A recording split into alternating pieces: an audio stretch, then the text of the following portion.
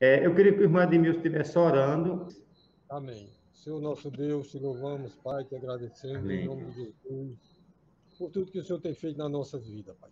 Pai amado, eu te peço em nome de Jesus que o Senhor venha nos abençoar esse trabalho, Senhor, abençoar o pastor que vai nos trazer a palavra, abençoar cada um dos teus filhos, Senhor, que ouça a palavra e que guarde nos corações. Pai querido, seja com todo o teu povo. É isso que nós te oramos e já te agradecemos por tudo. Em nome de Jesus. Amém.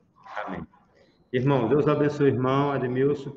Eu queria pedir a vocês o máximo de atenção nesse sentido. Olha, como a título de introdução, eu queria que a gente tivesse entendendo a importância que é estudar as bem-aventuranças. Porque quando a gente pega o Antigo Testamento com 39 livros, né, os livros que de fato é a base doutrinária do Antigo Testamento é o Pentateuco, os 5 primeiros livros. A base do Pentateuco é, de fato, o Decálogo, que é os 10 mandamentos. A gente trazendo isso para o Novo tem 27 livros, entretanto, a base doutrinária que a biografia de Cristo está nos 4 evangelhos. A síntese do evangelho, o resumo do evangelho, a gente pode ver, doutrinariamente falando, está na figura das bem-aventuranças. Ou seja, estudar as bem-aventuranças é estudar mais ou menos o decálogo, os 10 mandamentos como é que diz? Do Pentateuco. Vocês estão compreendendo? Ou seja, é como se você estivesse estudando o coração do Novo Testamento, que é como é que diz? As bem-aventuranças, né? E no caso, trazendo para o Antigo Testamento, seria estudar os 10 mandamentos. É muito importante nós aprendermos isso, porque isso de fato, é o fundamento da nossa fé. Amém? Eu queria que os irmãos abrissem o texto sagrado em Mateus capítulo 5, né? Fazer sequencialmente esses estudos, né? Mesmo voltando à tona para a igreja, no caso o culto no templo, nós vamos continuar trabalhando dentro das bem-aventuranças, melhor dizendo, o Sermão do Monte. O Sermão do Monte é a abrangência além das bem-aventuranças, que trata realmente das características do cidadão do reino de Deus. Amém? Eu queria que Marlene, por favor, estivesse lendo em Mateus capítulo 5, 17 ao 20. Não penseis que vim revogar a lei ou os profetas. Não vim para revogar, vim para cumprir. Porque em verdade vos digo, até que o céu e a terra passem, nenhum ou um tio jamais passará da lei, até que tudo se cumpra. Aquele, pois, que violar um destes mandamentos, posto que dos menores, e assim ensinar aos homens, será considerado mínimo no reino dos céus. Aquele, porém, que os observar e ensinar, esse será considerado grande no reino dos céus. Porque vos digo que se a vossa justiça não exceder em muito a dos escribas e fariseus, jamais entrareis no reino dos céus. Amém. Isso é muito importante nós aprendermos isso aqui, porque há de fato uma coisa muito estranha na igreja, enquanto uns são legalistas, tipo os adventistas, que acham que são salvos por a observância das leis, outros crentes acham que por estar debaixo da graça, não tem nenhuma responsabilidade com a lei de Cristo. Isso não é verdade. A gente tem que saber que Cristo, ele não veio abolir lei, ele veio cumprir a lei. Ou seja, nós tínhamos uma dívida com o pecado e hoje nós não temos mais uma dívida com o pecado, nós temos uma dívida para com Cristo. Amém? Por isso que não é à toa quando Cristo deixa bem claro, quando ele diz assim, olha, vinde a mim todos vós que estáis cansados, sobrecarregados, eu vos aliviarei, não é isso? Tomai sobre vós o meu jugo. Ou seja, o que é um jugo? O jugo seria para a gente aqui, como eu sempre digo a vocês, uma canga. Ele em nenhum momento disse que a gente não ia ser servo dele. A gente deixou de ser servo do pecado para ser servo de Cristo. Aí tem muito crente que diz, eu estou debaixo da graça. E por estar debaixo da graça, banda voou. Isso não é verdade, meus irmãos. Aí entenda assim, não pode ser legalista, né? Ao mesmo tempo nem pode achar que o fato de ser crente não tem compromisso nenhum. E é isso que a gente vai ver à luz da Escritura. Pode falar, Alexandre, aí acerca dessa parte introdutória. O que você estava falando sobre a questão do... Estava falando sobre a questão do Pentateuco e as bem-aventuranças. E o que eu prestei atenção foi que no início, né, da caminhada que Moisés começou, ele recebeu, no caso, o Pentateuco, né, os 10 mandamentos, né, o Decálogo. E no início da jornada de Cristo, ele falou para as bem-aventuranças, e isso aqui me chama bastante atenção, né? Ele já estava dizendo como seria a caminhada nossa a partir daquele momento. Então, assim, foi a mesma coisa que aconteceu no Pentateuco. Então, ele está dizendo assim, eu vou começar agora com vocês e vai ser desse jeito. Então, assim, ele já deu, no caso, o manual da caminhada. Como seria? As diretrizes, na verdade, do servo dele, né? Para Moisés, como disse você, para o seguidor de Cristo. Ou seja, tudo tem que ter um manual, né? O crente não vive sem manual. A gente tem a palavra que é a única regra de fé e prática. Aí tem gente que acha que pode fazer o que bem entender e não, a gente tem que se voltar à palavra. É a palavra que tem a última como é que diz, decisão das nossas vidas. Compreenderam isso? E aí eu queria trabalhar com vocês alguns pontos. Primeiramente, como ponto norte, né, primário nessa discussão de hoje, é entender Cristo e sua relação com o Antigo Testamento. As pessoas acham que Cristo não tem nada a ver com o Antigo Testamento, mas Cristo tem tudo a ver com o Antigo Testamento. Por quê? Porque o Antigo Testamento testifica, para você ter uma ideia, de Cristo. O que o Antigo Testamento fez foi falar de Cristo, foi tipificar de Cristo. Quando você vê todas as profecias do Antigo Testamento se voltavam para Cristo, meus queridos. É assim, qual a relação que Cristo tem com o Antigo Testamento? Tem tudo a ver. Porque o Antigo Testamento testificou da figura de Cristo, da obra de Cristo. Amém? Aí veja bem, olha, a relação do ensino de Cristo frente à lei.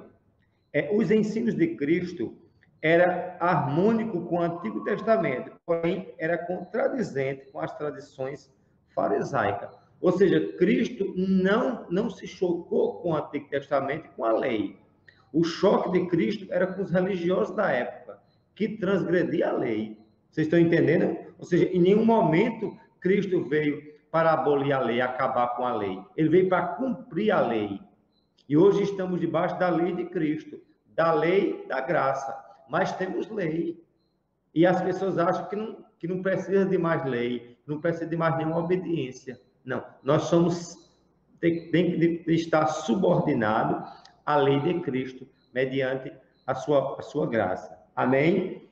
Outra verdade que é importante se pensar, que os ensinamentos de Cristo não se baseavam naquilo que hoje conhecemos como o politicamente correto, o ecumênico. O que é que significa? Quando a gente vê o discurso de Cristo, a gente não vê um discurso de Cristo puramente um discurso amigável, um discurso sem enfrentamento. Já observou aquele tipo de crente que não pode pregar? Eu não posso pregar contra isso porque vai ferir os católicos. Eu não posso pregar nisso daqui porque vai ferir os espíritas. Eu não posso pregar isso daqui porque vai ferir os adventistas, o pessoal das seitas. Não, eu tenho que pregar a palavra. E se essa palavra ferir alguém, aí não tem nada a ver. Eu não estou mandando ninguém agredir ninguém, verbalmente, nem... Estão compreendendo? Mas quando a gente olha para Cristo, ele tinha um discurso, a sua palavra, a sua preleção, era um discurso, meu irmão, de enfrentamento. Vocês estão compreendendo? Eu não estou mandando ninguém desafiar a OAB. Vamos supor, se a Bíblia diz que é pecado idolatria, eu tenho que pregar que pecado é idolatria. Se a Bíblia diz, vamos supor, que homossexualismo é pecado, é inconveniente para uma pessoa que quer morar no céu, eu tenho que mostrar o que a Bíblia diz. Não, eu não posso fazer isso porque vai ferir. Aí eu te pergunto, tu na condição de servo de Deus, tem que fazer como Cristo pregou. Que ouçam o que deve ouvir. É isso que ele fez. Os ensinamentos de Cristo não era baseado naquilo, como é que diz, no paz e amor, não. Era um discurso baseado na verdade. E vocês sabem que a verdade por si só dói. Paulo diz, nada podemos contra a verdade, senão pela verdade. Quando você quiser pregar, aproveite uma coisa. Ajeite logo o longo. Porque você não tem que pregar para o povo, para agradar o povo. Você tem que pregar para agradar a Deus. Amém? Aí tem muitas pessoas que é preocupado que a igreja vai gostar da minha pregação. Eu falei, tá, ruim. Tu não estás prestando para pregar para o Senhor. Porque você não tem que pregar para a igreja. Não tem que pregar para você. Tem que pregar a palavra. Porque na condição de pregadores do Evangelho, nós somos simplesmente o quê? Nós somos os embaixadores. Nós falamos o que a palavra fala. Vocês entendem isso? Não cabe a mim escolher o que eu vou falar e para agradar a maioria, não. Eu tenho que pregar a palavra. Pronto. Essa é a objetividade minha e sua. Amém? Cristo não pregava baseado em conhecimentos do politicamente correto. E o que a gente vê hoje é crentes pregando, pastores, pregadores, pregando o que o povo quer ouvir. Prosperidade, casamento perfeito, cura, não sei o quê. Prega tudo. Prega que o cara se viver uma vida em pecado, vai para o inferno. Não, porque a palavra inferno e pecado está tirado dentro do, como é que diz? Das preleções desse povo. Né? Só se prega isso. Olha, tem que se pregar a Bíblia, de Gênesis a Apocalipse, de forma total. É isso que a gente tem que fazer. Amém? Compreender o que eu disse, meus irmãos. Cristo pregou pregando sem realmente prestar atenção, querer saber se o povo ia gostar ou não de sua pregação. Outra verdade a gente tem que pensar, olha, a própria origem humana de Cristo quebrou a tradição farisaica, né? Por quê? É isso que a gente vai ver aqui no que o Lloyd Jones diz, olha, um homem, e aí eu abro para essa fala que não é minha, mas dele, um homem que não apenas ensinava, mas também denunciava o ensino autorizado por eles, os fariseus. Além e acima de tudo, Jesus não passava todo o seu tempo fazendo exposição da lei, mas pregando uma extraordinária doutrina que aludia à graça e o amor de Deus. Doutrina que se introduzia elementos tão estranhos como a parábola do filho pródigo. Ou seja, por que Jesus chocou tanto com a doutrina farisaica? Porque Jesus ele foi contra a doutrina, não do Antigo Testamento, mas a doutrina religiosa deles, que vamos supor, que não falava em perdão, que não falava em conserto, que não falava em arrependimento, simplesmente falava numa lei, como é que diz, fria. Lembra da parábola, né, da episódio da mulher pega em ato de adultério? Ele dizia, essa mulher, quem dizia? Eram os chefes da lei. Essa mulher foi pega em adultério e tem que ser apedrejada. Certo? Não é isso que a lei diz? Mas interessante, em nenhum momento, esses mesmos acusadores da mulher acusou o homem que estava tendo relação com a mulher. Só apresentou a mulher. Aí Jesus poderia dizer, não, eu vou quebrar a lei e vou dizer que ela foi perdoada. Ele não fez isso. Fez? Não. Ele fez cumprir a lei. Ele disse, olha, faça um negócio. Tem que cumprir a lei. Quem não tiver pecado, começa logo a tirar a primeira pedra. Porque assim, ele nem aboliu a lei e nem, como é que diz, nem deixou aquela mulher ser condenada injustamente. Ele aplicou a lei. E é isso que a gente tem que ter. Cristo não veio para destruir lei. Cristo veio para cumprir lei. E é isso que o crente tem que entender, que somos chamados em Cristo a cumprir a sua lei como um todo. Amém?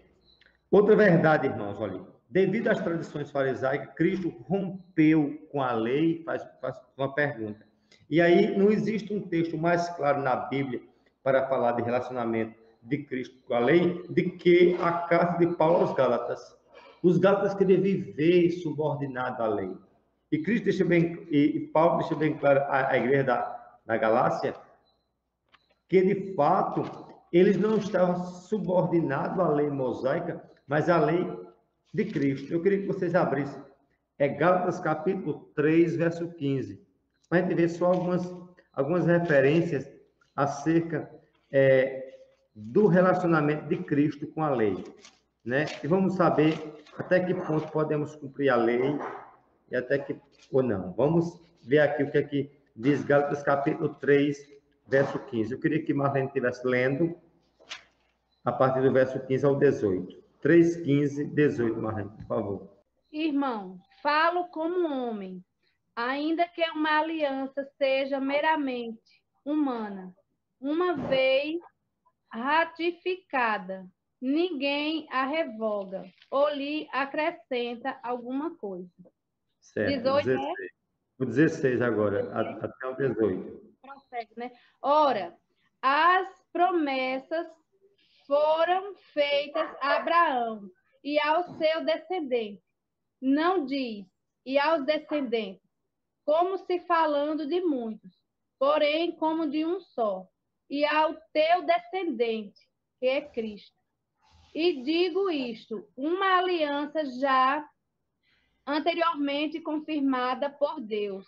A lei que veio 430 anos depois, não a pode abrogar, de forma que venha a desfazer a promessa.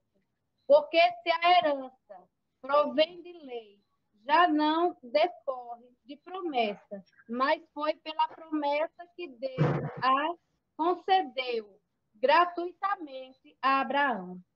Amém. Isso aqui mostra a relação, meus queridos, da lei com a promessa messiânica.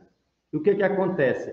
Qual a relação de Cristo com a lei? Tudo, porque a lei e os profetas e o Antigo Testamento testificava de Cristo. Vocês entendem isso? Ou seja, em nenhum momento Cristo veio destruir lei. Ele veio cumprir a lei. Cristo é o cumprimento da lei. É isso que muitos adventistas não entendem assim. Como é que a gente tem necessidade de guardar o sábado? A gente pode guardar um dia, seja sábado, domingo, segunda, para o Senhor, sim. Agora, assim, eu não posso dizer que se eu não guardar, eu não vou ser salvo. Aí, ou seja, isso mostra que como eu tivesse querendo me justificar diante da lei, mas eu sou justificado em Cristo. Cristo foi o único que cumpriu a lei. Jamais eu poderia cumprir a lei na íntegra. Eu não tenho capacidade de cumprir a lei.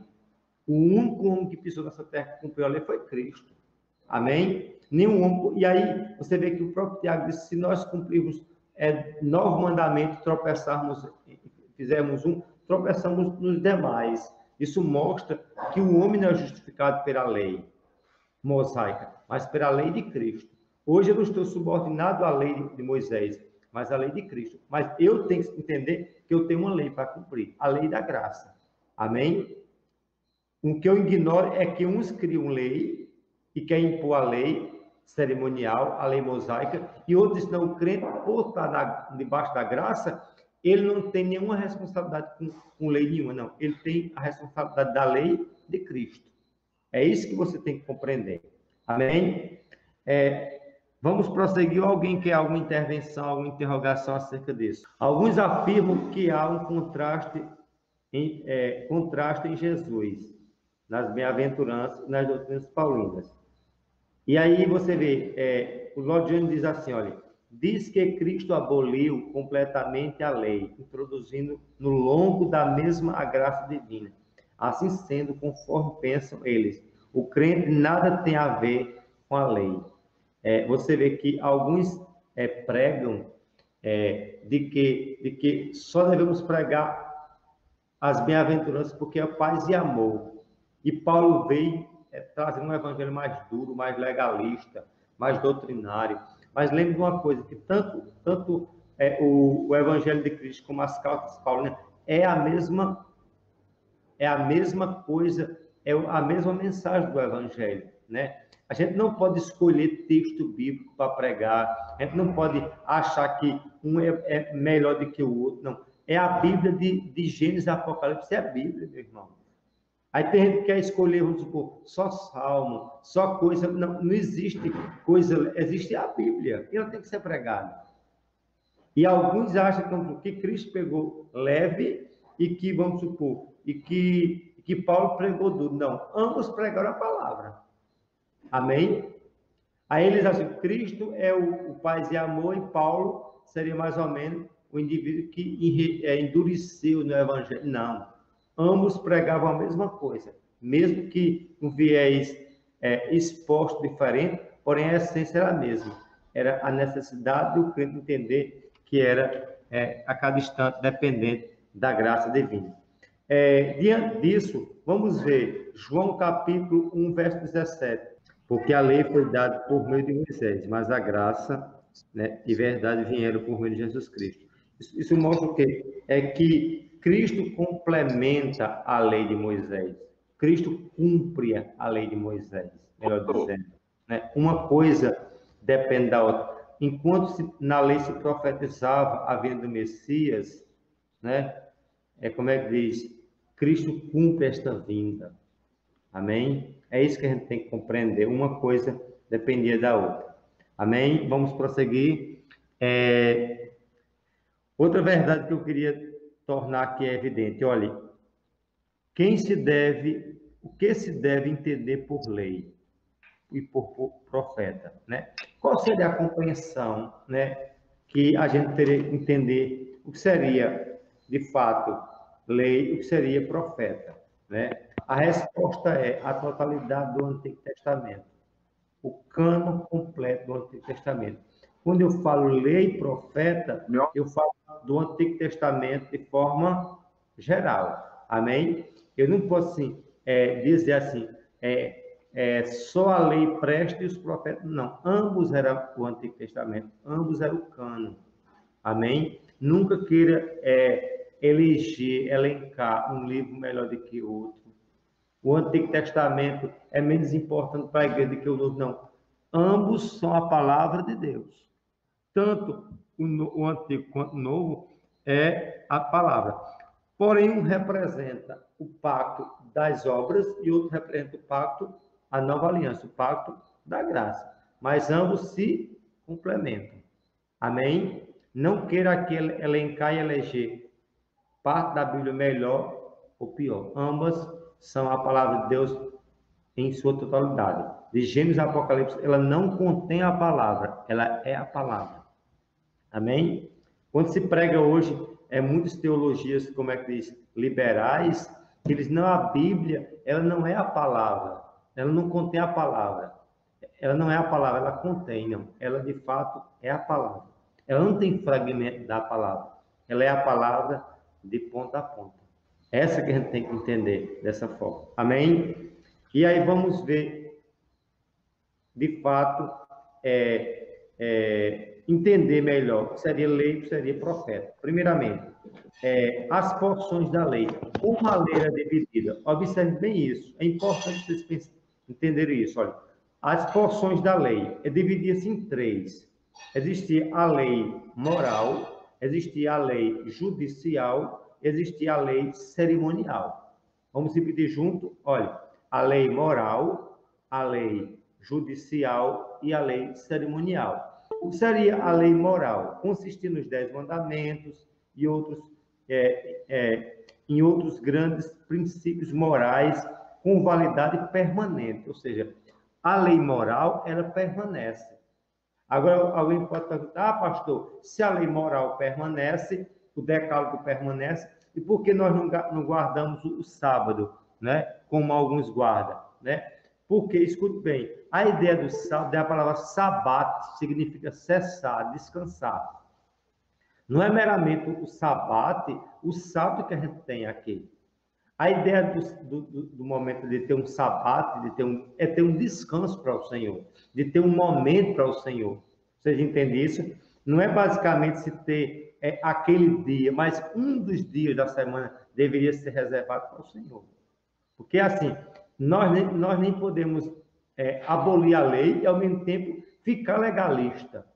Porque, um exemplo, se você quer ser sabato, literalmente, como faz os adventistas, você tem que ter sabato no ano. Assim como tinha o sabato, vamos supor, em uma pessoa que guardava uma vez na semana, um sábado, tinha que guardar no ano. Quem é de alguém que passa o ano todo sem fazer nada?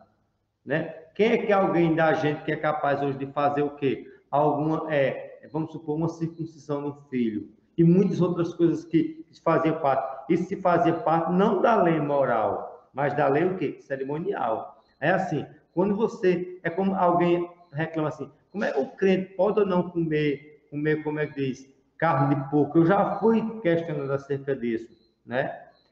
Carne de porco, o que mais? Comer sangue ou não comer, tá entendendo? E aí se questionava. Mas lembre que parte dessas coisas se fazia parte não da lei moral, mas da lei cerimonial. A lei moral é aquela lei que permanece. Pecado foi ontem, pecado é hoje, pecado vai ser amanhã. Ou seja, o que é a lei moral? É a lei que permanece. Aí vem o que? A lei judicial. O que é a lei judicial? Era a legislação otorgada ao povo de Israel. Ou seja, era aquela lei que era voltada para o povo de Israel. Porque o povo de Israel era uma nação teocrática. O que é uma nação teocrática? Lembra da palavra teos? Teos significa Deus. Cracia é governo, ou seja, governo de Deus. Governo em que o religioso manobrava no Estado. Aí, ou seja, o judiciário, vamos supor, queria saber uma causa trabalhista, qualquer causa de cunho jurídico. A própria Antigo Testamento ia dizendo o que deveria fazer ou não fazer. Muitas coisas que a gente vê no Antigo Testamento faz parte da lei moral, outras da lei judicial e, por fim, a lei cerimonial. O que é a lei cerimonial? Que envolvia os sacrifícios, os ritos, as cerimônias, vinculadas ao templo, ao culto e aos levitas. Um exemplo, jamais hoje nós vamos supor, no caso, a gente hoje, na nossa igreja, a gente não tem em si um altar na igreja. A gente tem um púlpito, uma tribuna. Altar é o ambiente de sacrifício. Amém? A gente usa assim, aqui é o altar de Deus, é uma forma figurada, mas ali nós não temos altar. Nós temos uma tribuna que chama-se púlpito. Há uma diferença muito grande em altar e um púlpito. Porque numa tribuna ou num púlpito se fala, se prega, faz preleções, exposições da palavra. Amém? Agora, já no altar se faz um sacrifício. Por isso que dentro da igreja católica existe a tribunazinha lá na lateral, mas no centro fica o altar, que é aquela mesa onde o padre está celebrando a ceia lá, e lá, no caso, ele está literalmente ali, ou de forma figuradamente, está sacrificando a Cristo na missa. Você entende? É assim, isso aqui envolve, no caso, a parte sacrificial. Por isso que o crente, vamos supor, não vai hoje cultuar a Deus levando um bode, levando um carneiro para sacrificar na igreja, não. O sacrifício nosso hoje é oração, é jejum, é a oferta, é o dízimo, é a presença, é a adoração em si, entendeu? É assim, o cerimonial hoje não é como o cerimonial do Antigo Testamento. É alguém que quer ser legalista e pregar, eu vivo a lei de Deus, pois vivo o quê? Tem que circuncidar o seu filho. Quando o filho fizer alguma raiva, você tem que apedrejar ele juntamente com o pessoal, porque essa era a lei. Entendeu? É assim, muitos querem cumprir uma lei pela metade. Lei ou você cumpre total ou não cumpre nada. Amém? Por isso que nenhum da gente consegue cumprir a lei, porque só um que cumpriu a lei foi Cristo. Aí hoje eu não sou subordinado mais à lei em si, mas eu sou subordinado à lei de Cristo. Em Cristo eu posso cumprir a lei. Essa é a ideia que a palavra nos ensina. Vamos só recapitular o conceito de lei. A lei moral, a lei judicial e a lei cerimonial. Amém? Alguma dúvida acerca disso? Eu posso prosseguir. Podemos? Se alguém quiser intervir, pode falar. Amém? Veja bem, os livros proféticos do Antigo Testamento. Depois, lá na frente, a gente vai entender, a gente aprendeu agora o que é lei, e agora vamos aprender o que, de fato, é profeta. Os livros proféticos do Antigo Testamento, por meio dos profetas, instruía a lei, a sua interpretação e aplicação. Ou seja, era um livro profético que tinha a ideia de instruir a lei e dar interpretação e aplicação a ela. Né? Os profetas, geralmente, elas trabalhavam, como é que eu posso dizer assim, o princípio da vida do Messias. Né? Por isso que existem profetas, em especial os profetas messiânicos, como Isaías, né? Ou seja, era a ideia, e a gente vai ver qual a função do profeta, basicamente. Aí veja bem, olha, a função básica do profeta era denunciar ao povo o seu pecado, o cumprimento da lei. Eles eram pregadores e prognosticadores. Ou seja, qual a função básica do profeta? O profeta era um pregador da palavra e ele era alguém que recebia uma revelação de Deus em relação ao pecado oculto do povo e denunciava esse pecado, ou se não alguma revelação referente ao futuro. Vocês entendem? Ou seja, o que é revelação? É uma coisa oculta. É uma coisa obscura. Lembra? Eu sempre digo a vocês, querem entender o que é revelação? Vocês lembram daquela, como a gente revelava os filmes. Ou seja, o filme, a gente tirava a foto, ia para aquele tubinho, quem ainda é da minha idade sabe muito bem disso, né? E depois, lá na frente, a gente fazia o quê? A gente ia revelar aquele tubinho lá. E quando estava revelada a foto, estava o quê? Escura, ninguém conseguia ver bem. Quando se revelava, trazia o quê? Claridade. Isso significa o quê? Que a função básica do, como é que diz? Do profeta era o quê? Era denunciar o povo. E como é que ele denunciava? Através de quê? Da pregação. Como é que ele denunciava o povo? Ele denunciava as pessoas através da revelação que Deus dava a ele. Por isso que eu ignoro as qualidades de pessoas que se dizem ser profeta hoje. Vamos supor, Deus usa uma pessoa lá no culto, diz, eu sou profeta de Deus, aí fala nisso, daquilo. Qual era a função do profeta? Era quando uma igreja estivesse desmantelada, ele ia lá e revelava o pecado da pessoa. Entendeu? Para haver conserto. Para que serviria a profecia? Da mesma forma, no Antigo Testamento, tinha profecia para edificação, tinha profecia, como é que diz? Para exortação e para consolação. Hoje as pessoas dizem que são usadas por Deus, só falam só coisa óbvia. Em nenhum momento eles têm a função aqui de prognosticar como é que diz? O futuro, de trazer uma palavra de advertição. Palavra simplesmente que não tem nenhum nexo. Aí eu diria a você que nem são profetas, porque não existe mais profeta hoje, e nem pessoas que têm dom de profecia. E eu acredito que não nas pessoas que têm dom, que são profetas hoje. Acredito que Deus pode usar alguém de forma profeticamente. Agora, desses moldes do Antigo Testamento, quando ele falava, se cumpria. Esse é o critério que a gente tem que usar. Amém? Jovens, Deus abençoe. Está me ouvindo? Seja bem-vindo. Amém? Aí, escute bem. Vamos recapitular. A questão da lei, a lei se dividia em três tópicos. Qual era a lei moral, a que permanecia, a lei judicial, voltada à nação judia, e a lei sacrificial, voltada à vida religiosa do povo de Israel. Ou seja, os dois últimos pontos, que como é que diz, o judicial e o sacrificial, era voltado para Israel. Nós, igreja, o que a gente tem que aprender no Antigo Testamento? É a lei moral. A lei moral está sobre a nossa responsabilidade hoje. Agora, lei cerimonial e lei judicial, não. Porque quem rege nossa vida hoje, na verdade, judicialmente, não é a lei judicial, mas é o Código Penal da nossa nação.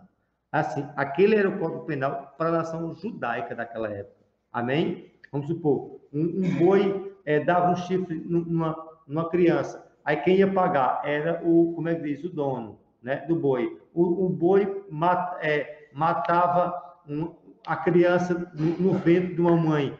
Aí, assim, ali era a legislação jurídica daquela época.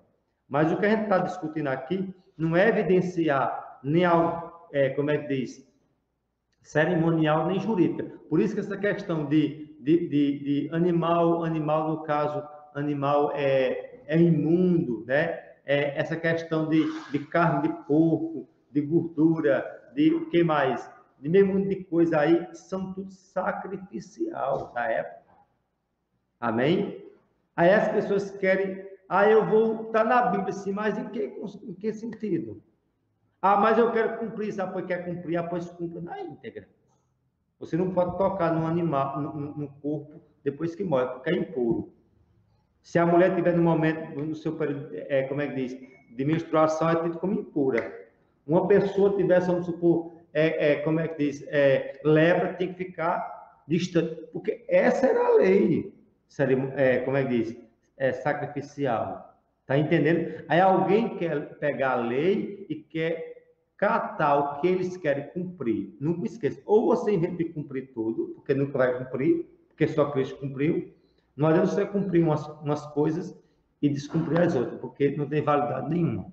Aí, assim, resumindo tudo, nós não estamos subordinados à lei, nem sacrificial, nem, como é que diz, nem judicial. Estamos subordinados à lei moral em Cristo. Isso, de fato, justificado em Cristo. Em relação ao profeta, como disse a você, o profeta era um pregador e o próprio nome profeta, alguém que profetiza. E ninguém pode profetizar para o passado. Toda profecia se volta para o futuro. Por isso que o nome prognosticador, né? Alguém que tem um prognóstico, uma previsão. Essa é a ideia da lei e dos profetas. Dúvidas, interrogações, questionamento? Ou posso prosseguir? Aí veja bem, a função básica do profeta era denunciar o povo ao seu pecado, cumprimento da lei. Eles eram pregadores, prognosticadores. Prediziam futuros, profecias da vinda futura do Messias e outros assuntos. Profetizar e pregar era o ofício primário do profeta, né? E eu já vi alguém dizendo, nessa época nós não temos profeta. De fato, nós não temos os modos do profeta do Antigo Testamento, não temos. Agora nós temos pregadores e pessoas que podem, Deus dá o dom de profecia, diferente de ser um profeta. Porque um profeta era alguém que tinha a mesma igualdade da palavra de Deus, ou seja, é como a gente dissesse que, se eu disser que tem profeta hoje, eu estou dizendo que o cano foi fechado, a parte sagrada, né? Ou seja, a Bíblia por si só ela já foi lacrada, por isso que a ideia de profeta não existe. Existem pessoas com dom de profecia. Marlene, tem dúvida? Então, é errado usar... Eu costumo ouvir pessoas dizer, e às vezes até eu digo isso, nós somos os profetas desse tempo. É errado isso? Eu diria que é errado, não me aclata assim, porque assim, eu posso dizer, nós somos os pregadores, mas a nomenclatura profeta, porque, em certo sentido, tem razão, porque assim, o profeta tanto era um pregador como um prognosticador. Agora, eu, quando prego, eu sou um profeta. Tá entendendo? Tu prega é um profeta. Agora, tem sentido. Certo, né? Agora, assim, dizer que eu hoje tenho uma palavra futura, não sei, nem tu. Tá entendendo? É assim, o perigo é quando a gente usa a palavra profeta para alguém que prediz o futuro. Agora, alguém que prega é um profeta. Tá entendendo?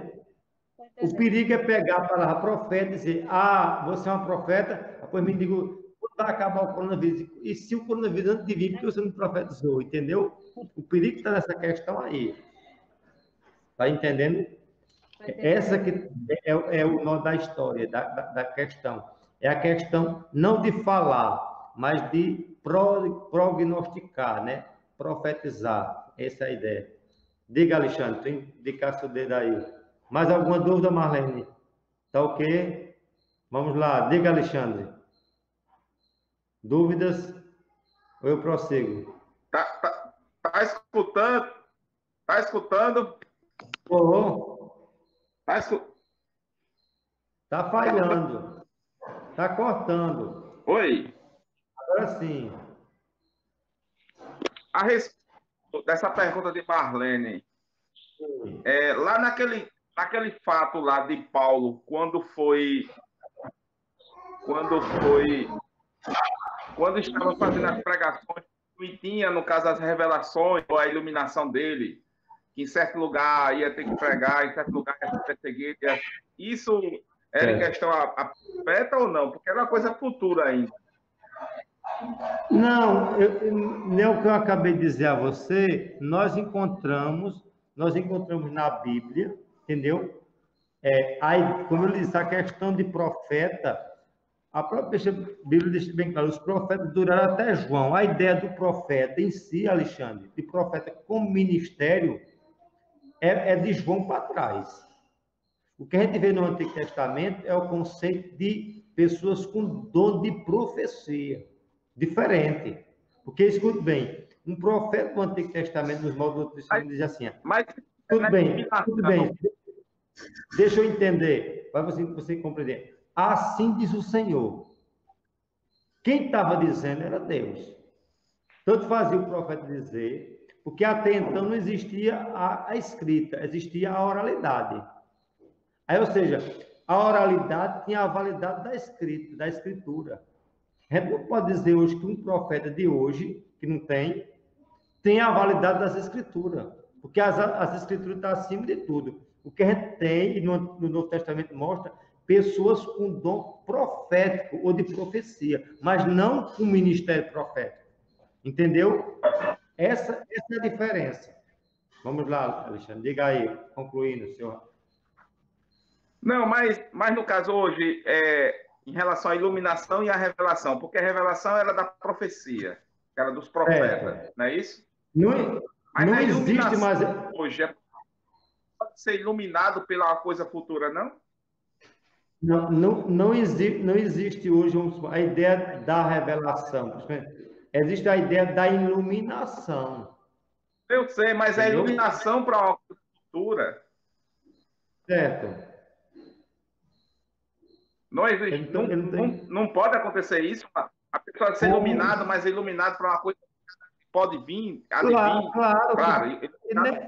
Não é isso que eu estou dizendo, a questão de uma palavra individual para uma pessoa. Agora, não que eu possa dizer assim, que uma pessoa tem um dom profético. Não existe profeta. Profeta não. Tem que entender o que é profecia, o que é profeta. Um profeta, como dom, entendeu? Como ministério não existe mais. Existem pessoas com dom de profecia. E aí, no caso, nessa profecia, pode ter uma coisa futura, como disse você. Agora, não há ideia de dizer assim, o profeta existe o profeta em si, né? Não existe pessoas com dom de profecia. Há uma diferença muito gigante entre o que é um profeta e alguém que tem um dom de profecia. Como você deu o exemplo mesmo ali das filhas de Ágabo, elas profetizavam acerca de um episódio na vida como é que diz, de Paulo. Mas não fazer que elas eram por si profeta, como João era profeta, como tantos outros homens no Antigo Testamento era profeta. Isaías era profeta, Jeremias era profeta. Ou seja, os modos do profeta do Antigo Testamento não existem no Novo Testamento. Alguma dúvida, pessoal? Ou não? Zé Maria, tu acredita que a congregacional, no caso, o nosso campo, nossa congregacional em si, em geral, é dividido por esse assunto, não? Eu acho assim, por falta de doutrina, sim. Porque não sabe diferenciar o que é uma revelação, de uma iluminação, não sabe diferenciar o que é uma profecia, uma profecia de um ministério de profeta. Claro que tem isso. Agora, isso chama-se falta de ensinamento. Jobson, diga aí, Jobson. Pode prosseguir o que é a sua fala. Essa é uma dúvida aqui a respeito da ministração do profeta no Antigo Testamento. Certo. Não sei se eu entendi mal, mas eu entendi que o senhor falou que o papel dele era anunciar profecias a respeito do futuro. Sim. Uma das, né? Uma das, né? Porque não se limitava só a isso, né? Não, porque eu não disse isso, não. Então eu entendi mal a fala do senhor. Deixa eu recapitular para você, olha. A função básica do profeta era denunciar ao povo seu pecado. Tá vendo? O cumprimento da lei. Eles eram pregadores e prognosticadores, ou seja, quando ele pregava, eram assuntos presentes. Quando eles falavam, quando eram prognosticadores, eram pessoas que traziam predições. Ou seja, vamos supor, a nação de Israel estava em desordem com Deus. Deus levantava um profeta. Assim diz o Senhor. Isso. Mandava um ultimato para o povo, tá entendendo? E ao mesmo tempo dizia, olha, vou levantar um reino de Babilônia que vão pegar vocês. Aí chegava, não vai não. Aí Deus vai. Jeremias era uma prova disso, tá entendendo? Ou seja, a função do profeta é denunciar o povo da iniquidade deles e conduzir eles de volta a Deus. Agora, ele não vivia só de profetizar futuro, não. Ele falava também de coisa presente. Está entendendo? Agora, assim, lembra-se dessa palavra, da função pregador e prognosticador. Nem todo pregador é profeta, no sentido, está entendendo? Agora, o profeta, por si só, ele é alguém que fala ao público, o arauto de Deus, e, ao mesmo tempo, alguém que profetiza coisas do futuro. Isso em relação ao profeta ministerialmente no Antigo Testamento. Hoje, nós temos pregadores e pessoas hoje com dons de profecia. Agora, não rotulado como profeta. Porque se eu disser que tem rotulado como profeta, estou dizendo que essas pessoas são iguais a quem? A boca do profeta seria a boca de quem? De Deus. E a única boca de Deus que a gente tem hoje, ó, é essa. A Escritura. Amém? Ou compreendeu, Jobson, ou ainda está com dúvida? Pode prosseguir. Amém. Agora, Veja bem, outra questão aqui, olha. Um dos vocábulos principais do texto em estudo é cumprir. Vamos ver o verso 19? Vamos voltar ao texto sagrado? Mateus, capítulo 5. Jobson, por favor, leia Mateus, capítulo 5, Jobson. Verso 17. não penseis que vim revogar a lei ou os profetas. Não vim para revogar, vim para cumprir. Escute bem, obrigado, irmão. Não veio para revogar, não veio para abolir, mas para cumprir. Vamos entender que, de fato, é a palavra cumprir. Cumprir não quer dizer terminar, concluir, nem tampouco acrescentar algo a mais. Aí veja o que Lloyd Jones diz acerca disso. A verdadeira interpretação do verbo cumprir, nesta passagem bíblica, o verdadeiro sentido dessa passagem, dessa palavra cumprir, é no sentido de prestar plena obediência, literalmente levando até as últimas consequências. Tudo quanto for dito e proclamado na lei e nos profetas. Ou seja, em suma, quando Jesus disse, eu não vim para revogar a lei, mas eu vim para cumprir, Cristo destruiu a lei. Tem muitas pessoas que, antilegalistas, extrema, que pensa que Cristo veio para derrubar tudo. Isso não é verdade. Cristo não derrubou lei, Cristo cumpriu lei. O próprio termo aqui, cumprir, significa pagar, vamos supor, no sentido assim, não terminar, não revogar, mas a ideia é justamente do absoluto, do cumprir em si. Amém? É assim, não tenha Cristo como destruidor da lei, mas Cristo sempre como cumpridor da lei. Amém? E aí, como Cristo cumpriu a lei, eu em Cristo tenho capacidade de ser seguidor da lei. A lei, para mim, não é inimiga. A lei só é inimiga para quem transgride a lei. Ah, pastor, mas nós não transgredimos a lei? Sim, mas nós, em Cristo, nós cumprimos a lei. Vocês entendem isso? Isso é a base da justificação. A obra de Cristo nos possibilitou porque eu cumprisse a lei. Porque por mim mesmo eu não poderia cumprir a lei. Aí eu não posso encarar a lei como inimiga minha. A lei, de fato, hoje é amiga porque eu vivo em obediência a essa lei baseada na obra vicária de Cristo. Prossigamos aqui. Olha. A lei de Deus tem um caráter absoluto. Jamais poderá ser alterada, nem mesmo modificada, no mais leve grau. A lei absoluta e eterna. Lloyd Jones disse isso e eu concordo plenamente. Não existe o sentido de lei, né? Jesus veio abolir a lei, Jesus veio cumprir a lei. A lei de Deus é absoluta, a lei de Deus é eterna. Vamos supor, uma lei de um determinado monarca já é irrevogável. Imagina a lei de Deus. Aí, assim, a gente vê pessoas que deturpam o conceito de lei, né? E por não querer obedecer à lei, querem desconsiderar a lei. A lei está em vigor. E em Cristo eu posso cumprir tal lei. Agora não pense lei a partir de lei cerimonial, como a gente já viu, lei, como é que diz? Lei judicial. Vamos pensar a lei como no princípio moral. Um exemplo, não adulterarás. Foi no passado e sempre vai ser. Adultério sempre vai ser pecado. Se a Bíblia diz, honra pai e mãe, tem que ser, está entendendo? Quando a Bíblia diz assim, não deve adorar e venerar imagem de escultura. É lei, meu irmão. E tem que ser cumprido. Amém? Pastor, Pode falar, Jobson. o grande problema é que muitas vezes alguns irmãos não conseguem encontrar o ponto de equilíbrio entre graça e lei, né? É Ou verdade. extremo para um lado, ou extremo para o outro. E a lei, hoje, ela continua sendo importantíssima, porque é através dela que a gente vai expressar a nossa gratidão pela graça que nos alcançou, não é isso?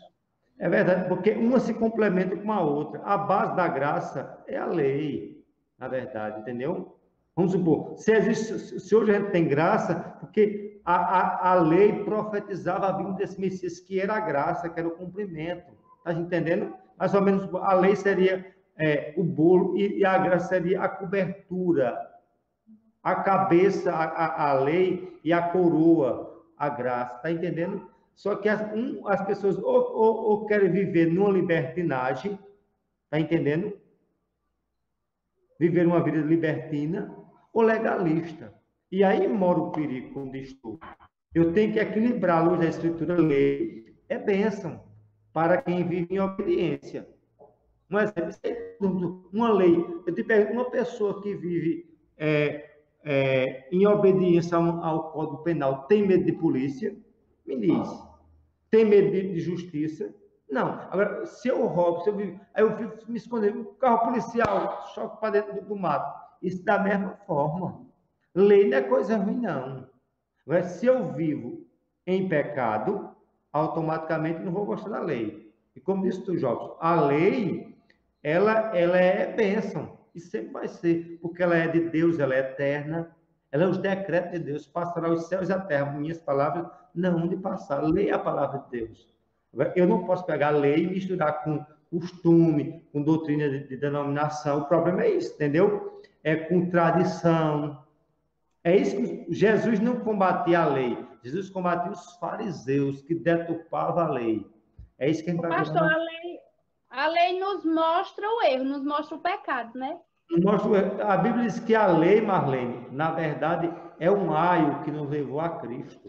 É uma ponte, Jobson. A gente precisava da lei para chegar até Cristo. Né? Só que o povo acha que lei não vale nada. Enquanto uns são legalistas, outros querem destruir lei. Porque se não existissem as leis, como a gente ia saber o que estava errado, né? A lei mostra para a gente saber que somos errados. Em nenhum momento a lei podia salvar. É isso que a gente tem que entender. A lei simplesmente mostra o pecado, mas ela não pode salvar. Salvação só em Cristo. Por isso que só Cristo é o cumprimento da lei. Aí, no lugar da pessoa admitir que está errado, não, eles não, o problema não sou eu, o problema é a lei que não presta. Não, o que não presta sou eu. Amém? É isso que a gente tem. O que eu já vi de crente dizer besteira acerca da lei é demais. Mas como disse Alexandre, falta de conhecimento, né? É o conceito de profeta, de profecia e assim vai, de revelação, de iluminação. Deus está me dando uma revelação, não, Deus está me iluminando. Né? E nada de nova revelação, porque aí já é heresia, já tem demais. Amém? Alguma dúvida eu posso prosseguir? Vamos lá? Ô, Zé Maria, Pode falar. da lei. Posso perguntar, né? Pode. Bora. Lei e as coisas que há de vir, no caso, no novo céu e a nova terra, como vai se comportar? É assim ou continua, ou ela é extinguida, ou... Olha, a lei de Deus é eterna. A lei de Deus é a lei... Alexandre, a lei é eterna, como eu já disse. É mais fácil o céu passar, a terra passar do que a lei. Está entendendo? Passará céus e terra. Minhas palavras não hão de passar. Ou seja, o que Deus disse está dito. Está entendendo? Agora, sim, nós não podemos entender a lei meramente como a lei de Deus, só o decálogo, a lei de Deus. Não, a lei de Deus, vamos supor um exemplo. A criação. Existe uma lei. Vamos supor, a lei da física. Vamos supor, Newton descobriu, não, esses cientistas descobriram lei, não. Eles fizeram a lei, eles simplesmente entenderam a lei estava lá. Está entendendo? São leis o quê? Universais. Está se compreendendo? Um exemplo. Uma lei universal é uma coisa que dá aqui, isso é, em qualquer parte do universo é a mesma coisa. Isso mostra que as coisas de Deus são eternas, são universais, são irrevogáveis. Está entendendo? Agora, os pormenores, não sei o quê, não. O que a gente pode saber da lei é o que ele se deixou revelar. Agora, algumas coisas que a Bíblia não se revelou, quem sou eu para dizer, não, lá no céu vai ter isso, vai ter aquilo, não. Só sei de uma coisa, tem lei. No céu tem lei, no inferno tem lei. Entendeu? Agora, tudo a Cristo. Ok? Passando disso, aí já eu estou dizendo que a Bíblia não está dizendo. O que eu posso dizer a você é que as leis são irrevogáveis. Lei de Deus não se volta atrás. Porque ele deixa bem claro, né? Não sou homem para que minta, nem filho do homem para que se arrependa. Diria e não faria, falaria e não confirmaria. Palavra de Deus é palavra eterna. Amém? Dúvidas? Pode prosseguir? Ok, vamos lá. Aí veja bem aqui, olha. A expressão até que o céu e a terra passem, Alexandre, observa bem. Até que o céu e a terra passem. Onde está no verso 18. Acompanhe, por favor, comigo aqui. Jobson, veja aí. Mateus capítulo 5, verso 18. Porque, em verdade vos digo, até que o céu e a terra passem, nenhum i ou um tio jamais passará da lei, até que tudo se cumpra. Escute bem, olha aqui, eu quero que vocês entendam essa palavra ali. Céu e terra é a ideia de extremidade. Nunca aconteceu isso. Ô, Jobson, fecha aí, por favor, Jobson. O som, viu? Por favor. Obrigado. Olha, eu quero que vocês entendam aqui a palavra céu e terra, e tio. E a gente vai ver assim, são coisas que a Bíblia fala, que mostra, meus queridos, assim, como é que diz? As particularidades, entendeu? Onde ele diz assim, olha, o que é que Lord Jones fala acerca disso? Olha, enquanto o céu e a terra estiver nos seus devidos lugares, diz nosso Senhor, coisa alguma da lei poderá passar, nem mesmo um tio, né? Nem um i ou um tio. Não há nada menor do que isso. O menor ponto gráfico é menor letra do alfabeto hebraico. Assim sendo, céu e terra, né, não passarão enquanto esses mínimos detalhes foram absolutos e inteiramente cumpridos e obedecidos. O que eu quero mostrar aqui, olha, ele usa uma palavra macro, céu e terra, e micro, pequeno, né, e teu. Isso mostra o quê? Que Deus se preocupa com as grandes coisas e com as pequenas coisas. Alguém diz, não, o cumprimento de Deus é na íntegra, é de A a Z. Amém? Deus disse uma coisa e se cumpriu uma coisa e outra não. Pois não foi Deus, porque quando Deus diz, a profecia é cumprida. Quando Deus diz, a palavra é cumprida na íntegra. Porque assim, como ele diz assim, céu e terra, extremo, macro, coisa grande. A palavra macro significa grande, né? No grego, né? Micro significa pequeno. E tio, ou seja, detalhes. O menor marca do alfabeto grego. Isso mostra, do maior ao menor, tudo se cumpre. Ou seja, a palavra do Senhor está no mais e no menos, no grande e no pequeno. Isso mostra que as coisas de Deus são coisas levadas a sério, na íntegra. Amém? Isso é importante vocês saberem sempre disso. Não é por à toa que o Senhor fala acerca de céu e terra e teu. Não, tudo tem uma construção nessa fala. Amém? Outra verdade a ser evidenciada, Cristo, cumprimento da lei. Eu queria que a gente estivesse lendo. Irmã Georgia, por favor, veja aí, Gálatas capítulo 4, verso 21. Jesus, o que está sobre a lei? Acaso não ouviste a lei? Posso ler o seguinte, por favor? Pois está escrito que Abraão teve 2 filhos, de uma das mulheres escrava e outra da livre. Obrigado, irmão. O verso 23, olha. O filho da escrava nasceu segundo a carne. O filho da mulher livre nasceu mediante a promessa. Essas coisas são alegorias, porque essas mulheres são 2 alianças. Uma se refere ao Monte Sinai, outra que gera a escrava, que é Agar. Ora, Agar é o Monte Sinai, na Arábia, correspondente a Jerusalém atual, que está em escravidão em seus filhos.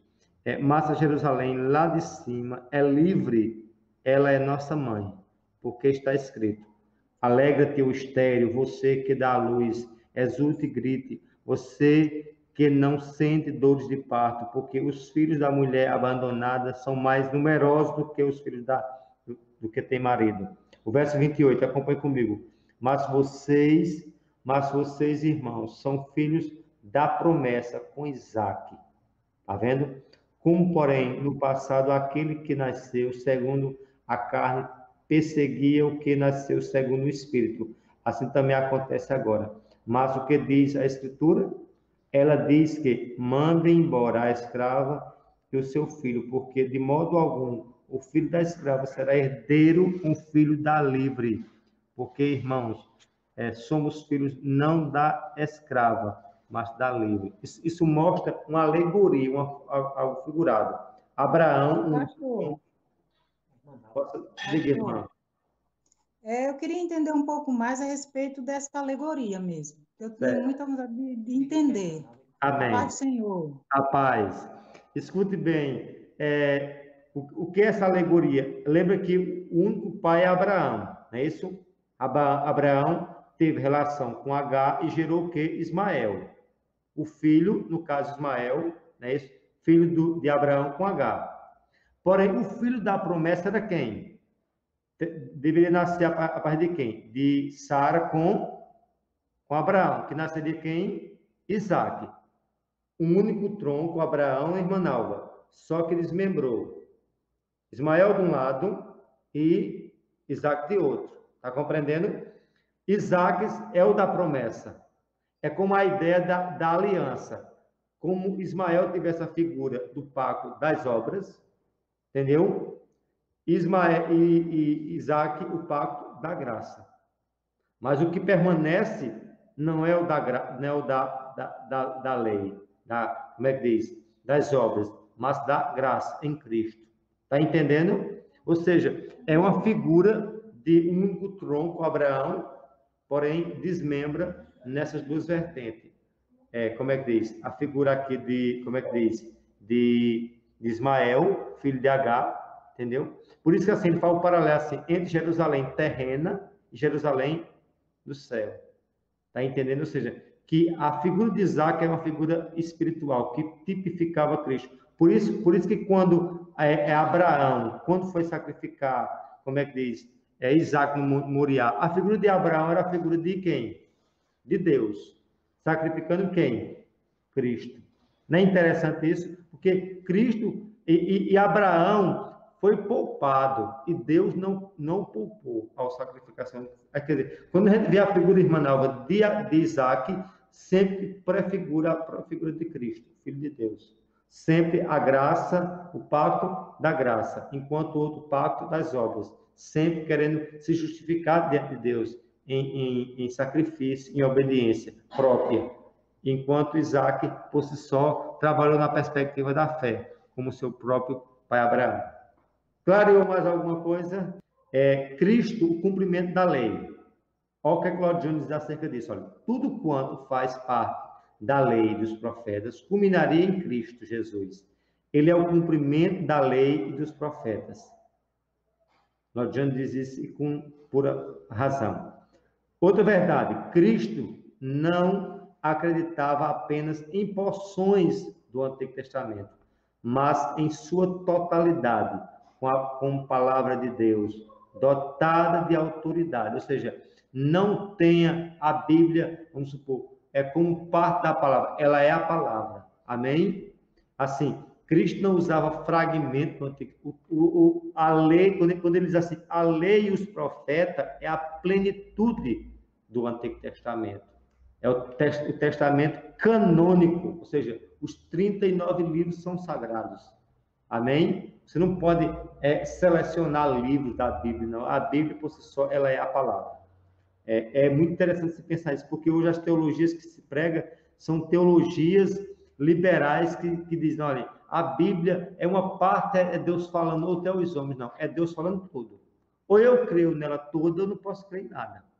Amém? Veja bem, olha, se desacreditarmos no Antigo Testamento, colocaremos em dúvida a autoridade de Cristo, pois o Antigo Testamento testifica em muito a sua vinda. Ou seja, se eu não der validade à lei, se eu não der validade ao Antigo Testamento, eu não posso dar validade do quê? O próprio Cristo, porque Cristo veio, né, através do cumprimento das profecias do Antigo Testamento. Aí, alguns não, bom é o Novo Testamento, não. Você tem que ler a Bíblia como um todo. Ela é a palavra de Deus, de Gênesis e Apocalipse. Não é só o que você quer ler, mas o que de fato necessita ler como um todo. Vamos prosseguir. Ao cumprir a lei, Cristo nos redimiu, nos justificou mediante Deus. Quando você quiser ter uma noção básica da relação de Cristo com a lei, você se volte para a carta aos, como é que diz? Aos Gálatas. Vamos voltar a ler, por favor. Leia, irmã Nau, por favor. Gálatas capítulo 3, verso 21 e 22. Posso ler, por favor? Porventura a lei contrária às promessas de Deus? Só De um modo momento. nenhum. Vou fazer uma pergunta. É porventura a lei contrária às promessas de Deus?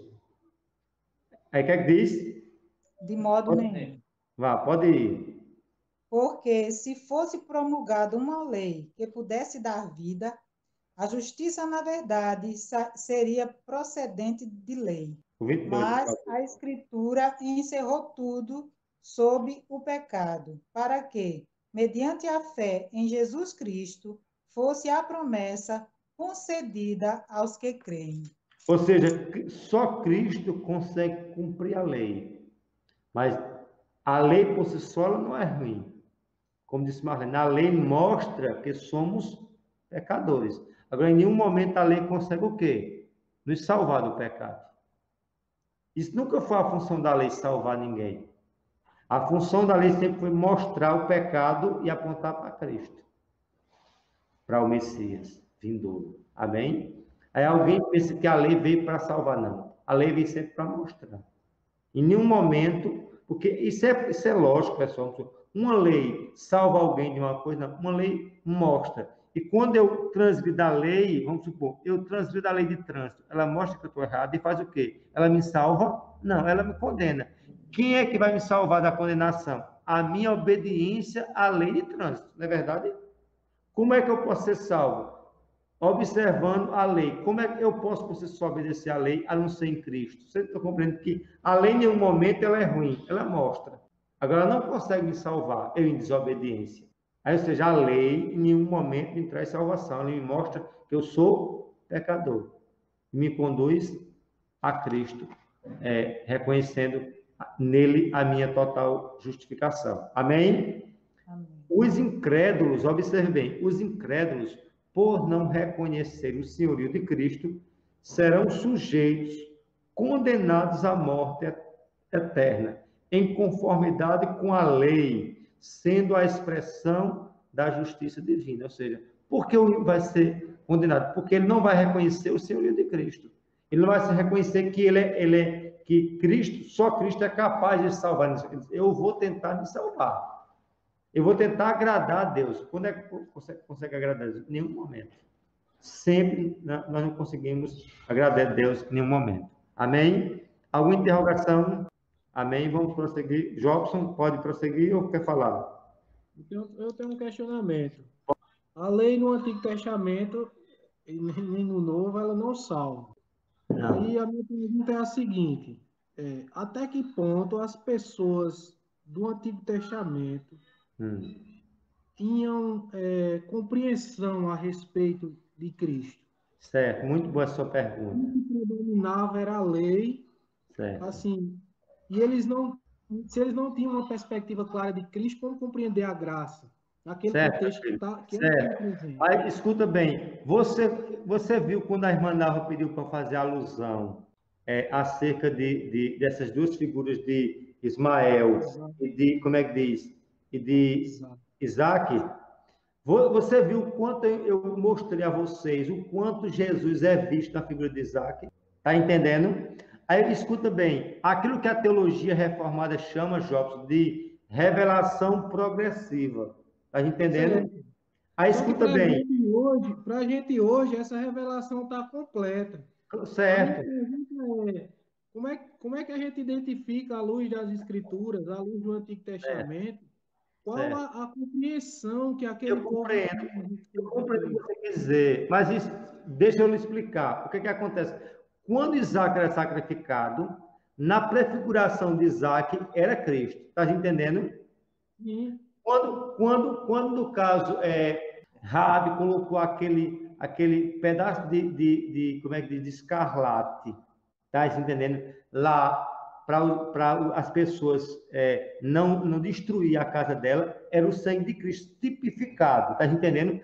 Quando o Senhor mandou sacrificar como é que diz, os cordeiros no dia da Páscoa e os animais e os bichos, como é que diz? E os espíritos do mal passaram, o espírito de morte passou por cima da casa dos judeus e mataram só os egípcios, porque tudo ali prefigurava, tá entendendo? Cristo. Jobson, só para você entender, todos aqueles sacrifícios que eu estou dizendo, e outros, eles faziam, mas numa esperança vindoura de uma redenção plena em Cristo. Está entendendo? A gente pode ver isso em quê? Em Hebreus, quando Hebreus diz que tudo isso era uma sombra. Está se compreendendo? É assim, quando eles faziam, eles não faziam que seriam, como é que diz, plenamente agraciados por Deus, mas eles faziam, mas numa esperança de uma vinda do Messias. Está entendendo? Era algo sempre profético, era algo sempre para frente, sempre uma esperança. Ele já tinha uma noção ampla de Cristo. Vamos supor um exemplo. Abra, por favor, aí. Gênesis capítulo 3, verso 15. Só para você entender que desde o início ele já tinha uma noção, povo. Leia aí, por favor, Gênesis 3, 15. Amém? Porém, inimizade entre ti e a mulher, entre a tua descendência e o seu descendente. Este te ferirá a cabeça e tu lhe ferirás o calcanhar. O senhor, deixa eu bem claro o quê? Porém, inimizade entre ti, entre você e a mulher. Quem é esse você aqui que ele está falando? Porém, inimizade entre ti e a mulher. Esse ti ou você? Esse ti é quem? A serpente. É isso? Sim. É um diálogo entre Deus, a serpente e a mulher. A serpente, quando eu falo, vamos supor, o cordeiro é símbolo de quem na Bíblia? Quem é o símbolo do cordeiro na Bíblia? De Cristo. Cristo. Quando eu falo em serpente, em dragão, quem é? De Gênesis e Apocalipse. O diabo. Não é isso? Satanás. Aí escute bem, olha. Porém, inimizade entre você e a mulher, entre a tua descendência da mulher e a descendência dela. Um choque. Não é isso? Este te ferirá a cabeça. Quando a gente mata uma cobra, a gente não mata pelo rabo. A gente, para exterminar uma serpente, só tem uma coisa: tem que matar o quê? Pela cabeça. Quem há de pisar a cabeça do diabo? Me diga. A semente da mulher. Quem é a semente da mulher? Cristo. Eu estou vendo Cristo aqui nas primeiras páginas de Gênesis. Está entendendo? Esse texto ele é tão interessante porque ele é enfático em afirmar que é a semente da mulher, né? Não a mulher. Não, pode entender. A Igreja Católica diz que é Maria que vai esmagar, que diz que essa mulher é Maria. Não. É a semente de Cristo. a descendência de Cristo, que é da figura de Abraão, Isaac, Jacó, depois Davi, não é isso? Judá, Davi, não é isso? Culmina em Cristo. É muito importante que as coisas de Deus é tão tremenda que ela vai se cumprindo lento, gradativamente, até chegar em Cristo. A gente pode entender à luz dessa passagem também, quando ele diz a semente da mulher, que não houve participação de homem no nascimento de Cristo. Mas no caso aqui, no caso, o Cristo é aquele que você tem que saber, o Cristo homem e o Cristo Deus, né? E de fato, assim, a gente pode dizer assim que é algo sobrenatural, já pode se dizer. Agora, assim, essa descendência aqui é a descendência aqui, a linhagem dele. Cristo tem uma linhagem, entendesse? Lembra ali da figura de Cristo na figura de Melquisedeque, sem genealogia, mas ele tem uma linhagem. Você vê que dentro da própria genealogia de Jesus aparece quem? Raba, meretriz, não é isso? Ou seja, quando a tua semente, a semente significa linhagem, genealogia. Ele teria uma linhagem genealógica, que culminaria até José, depois, tá entendendo? É assim, o que eu quero mostrar aqui a você, com esse texto, e tantos outros, que toda figura de Cristo é vista no Antigo Testamento. Agora, eles não tinham assim a ideia, era isso. Não. Agora, quando Jesus veio, o que aconteceu? Eles esperavam Jesus o quê? Vindo, talvez, de uma tradição judaica, com todas as honrarias. Aí veio Cristo, entendeu? Totalmente desfigurado daqueles que eles imaginavam. Por isso que eles resistiram a Cristo, porque eles não queriam o Cristo nos modos deles. Nos modos de Deus, eles queriam no modo dele. Lembrando que eles talvez não é Isaías 53, né? Era sem formosura, não é isso? Isso mostra que o Cristo profético é esse Cristo que a gente veio mesmo. Só que os fariseus eram tão religiosos, tão dogmáticos, tão cheios de invenção, que quando o Cristo apareceu, eles queriam um Cristo o quê? Revolucionário, um Cristo bélico, um Cristo guerreiro. Aí vem uma jumenta emprestada. Aí rejeitaram. Agora, louvado seja Deus porque eles rejeitaram, né? Nos planos de Deus já existe essa rejeição. Veio para os seus, mas os seus não receberam, mas todos quanto receberam, deu-lhe o poder de se tornar filho de Deus. Louvado seja Deus que eles rejeitaram Cristo. Porque se eles rejeitaram Cristo, não tinha como nós entrarmos como gentios na história da salvação. Lembrando que essa rejeição já estava dentro do plano soberano de Deus. Deus próprio endureceu os judeus para tal rejeição. Está observando que tudo a gente encontra Cristo na Bíblia, por isso que eu não posso isolar a Bíblia por fragmento. A Bíblia, ela é Bíblia em todos os sentidos. Amém? Agora, eu compreendo você, porque é meio difícil o judeu, por si só, dizer que eles viam fragmento de Cristo. E eles viviam dentro da esperança. Por isso que era movido pela fé. Fé é o fim e o fundamento das coisas que não se vê, mas a certeza das coisas que se esperam. Vocês viviam em função de fé. Nos traz a responsabilidade de que, à luz de todo o Antigo Testamento, não dá para a gente pregar nada sem Cristo ser o centro. Sem Cristo, escute bem, olha, o Antigo Testamento é cristocêntrico, o Novo Testamento, a Bíblia é cristocêntrica. Como diz tu, o tema do Novo Testamento, da Bíblia, é Cristo, meu irmão. Eu encontro Cristo em todas as vezes, contemplo em muitas pregações que a gente assiste, isso eu digo de modo geral, que geralmente quando se prega no Antigo Testamento, Cristo fica escondido. Isso é uma falha terrível. Porque ele sempre está ali. Está ali. Ele tem que estar porque ele é o verbo de Deus. Entendeu? Agora, o problema é não saber ter uma visão ampla da Escritura. Isola-se um texto ali, sem contexto e diz besteira. Mas quando você vai encontrar texto em cima de contexto, você vê Cristo nos menores fragmentos da Bíblia. Pastor, ainda dentro do texto, né, que o senhor está abordando, se referindo a Gênesis 3,15, a gente indo para Gálatas 3,16, ele cai dentro desse texto aí, né? A gente vê aqui direito, dentro da lei, né? No caso da promessa, da descendência de Abraão, no Gálatas 3,16, ele se refere um pouco a essa parte do Gênesis 3. Né? Ele diz assim, ó, 16, Gálatas 3,16, ele diz, ora, as promessas foram feitas a Abraão e ao seu descendente. Não diz, e aos seus descendentes, como se fosse falando de muitos, porém como de um só, e ao teu descendente, que é Cristo. Gálatas 3,16. Muito interessante. A gente já leu isso daqui. Está vendo, Jobson? Estava observando que ele se refere ao descendente. Ou seja, não ao descendente. Ou seja, por quê? Só Cristo é o representante do pacto como é que diz? Da graça. Enquanto Adão é representante do pacto das obras, Cristo, o segundo Adão, é representante como é que diz? Do pacto da graça. Aí, quer dizer, nós temos de trabalhar as coisas a partir desses dois pactos, o pacto da graça e antes o pacto das obras. O pacto baseado na lei, mas sempre essa lei apontava para quem? Para Cristo. Por isso, Jobson, que ele disse que nós somos um aio. Você lembra a palavra que significa aio? A palavra aio era o mesmo sentido de alguém que levava, um pedagogo. Ele levava uma criança de 7, vamos supor, de 5 anos até a maior idade.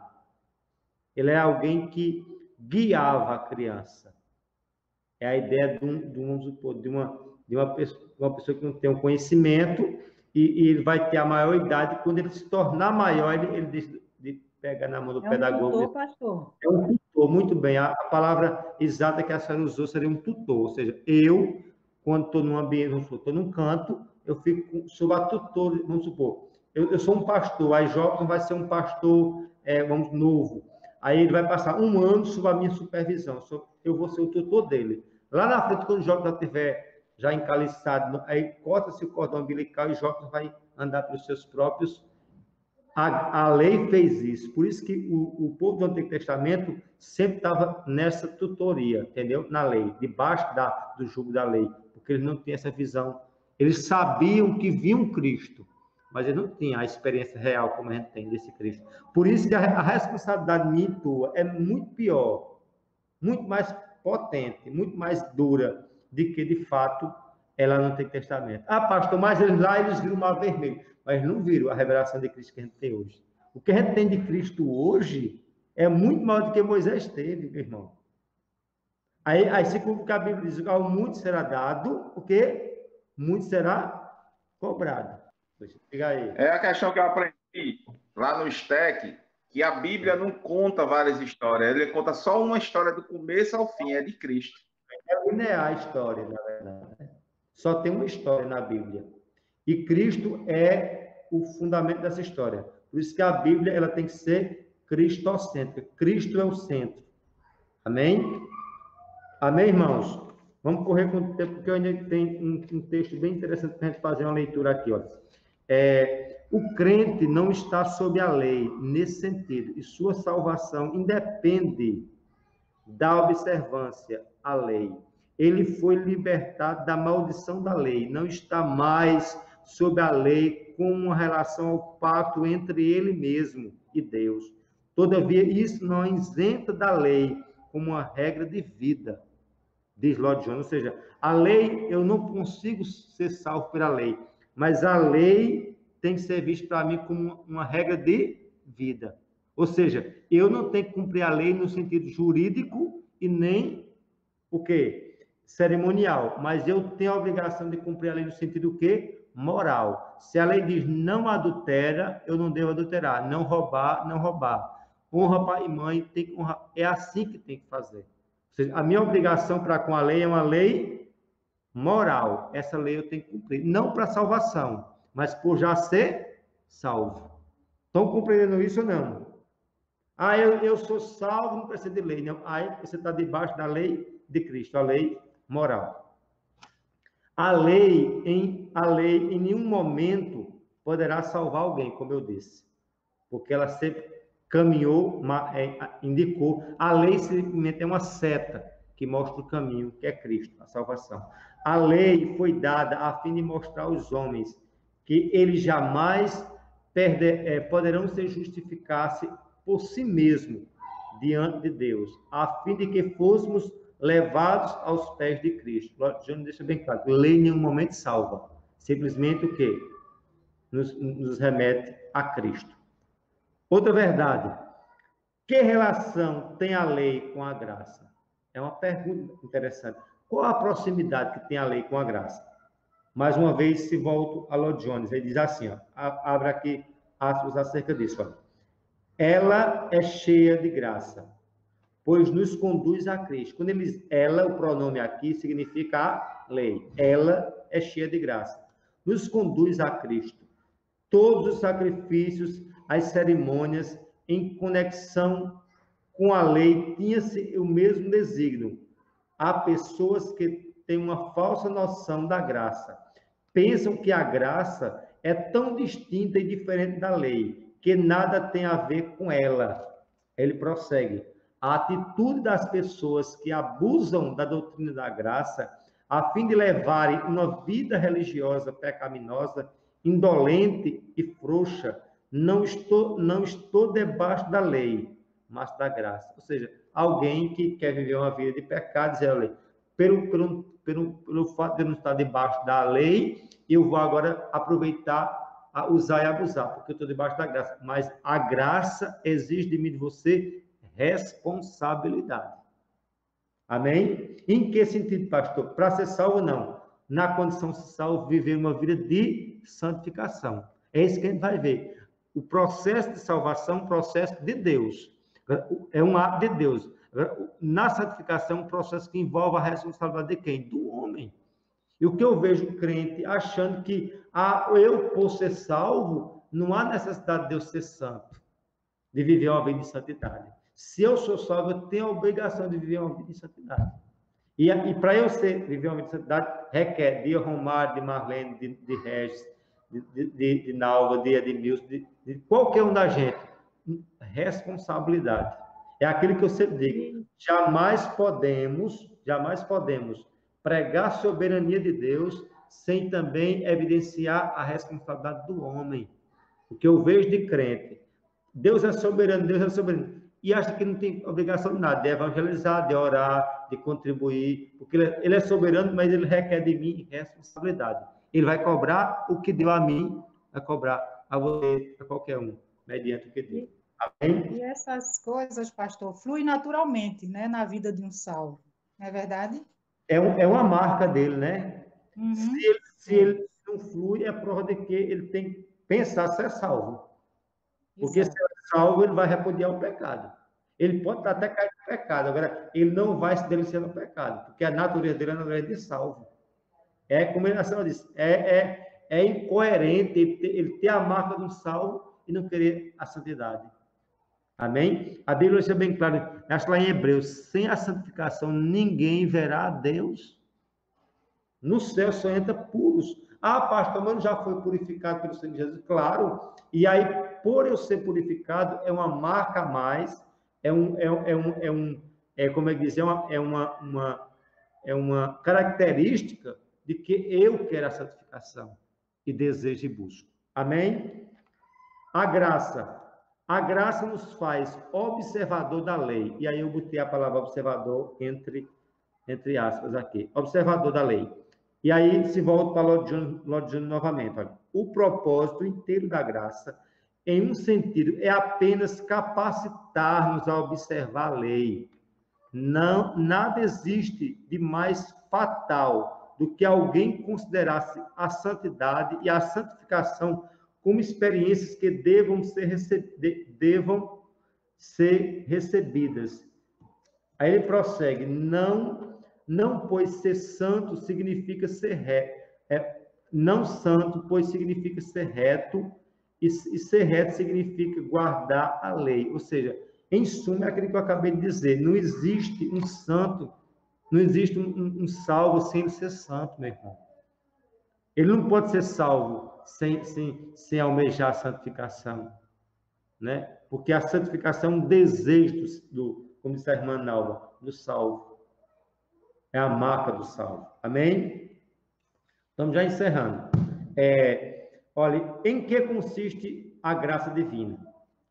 Lloyd Jones, mais uma vez, nos ensina aqui, ó. Naquele maravilhoso dom de Deus, que tendo liberado um indivíduo da maldição da lei, agora dar-lhes força a obedecer à lei e ser reto, assim como Cristo era reto. Portanto, ele guardou a lei com toda perfeição. Ou seja, para que serve de fato? Em que consiste a graça? A graça me consiste em capacitar a cumprir a lei.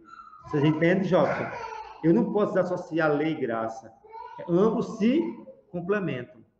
Eu só posso ser cumpridor da lei, Marlene, se eu tiver já a graça.